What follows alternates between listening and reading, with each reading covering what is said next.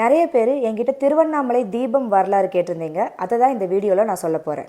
ஒவ்வொரு வருஷமும் கார்த்திகை மாதம் வந்தாலே திருவண்ணாமலை நகரம் ஃபுல்லாவே திருவிழா மாதிரி தான் காட்சி தரும். அதற்கு காரணமே அந்த தீப ஒளி தான். காலத்துல பிரம்மாவுக்கும் விஷ்ணுவுக்கும் ஒரு வாக்குவாதம் வருது, ரெண்டு பேர்ல யாரு பெரியவங்கன்னு. கொஞ்ச நேரத்திலேயே அந்த வாக்குவாதம் பெரிய சண்டையா மாறிடுது. அந்த சண்டைய முடிவுக்கு கொண்டு வர்றதுக்காக சிவன் அக்னி தூண் மாதிரி உருவம் எடுக்கிறாரு. இந்த அக்னி தூணோட ஆரம்பத்தையும் முடிவையும் கண்டுபிடிக்கிறதுக்காக விஷ்ணு வராக ரூபம் எடுத்து அந்த அக்னி தூணோட அடியை தேடி போறாரு. பிரம்மா அன்னமா மாறி அந்த அக்னி தூணோட சிகரத்தை தேடி போறாரு. எவ்வளவு தேடினாலும் அந்த அக்னி தூணோட ஆரம்பத்தையும் முடிவையும் அவங்களால கண்டுபிடிக்கவே முடியல. அப்போதான் புரிஞ்சது, அளவிட முடியாததுதான் சிவம், அந்தம் இல்லாததுதான் சிவன்.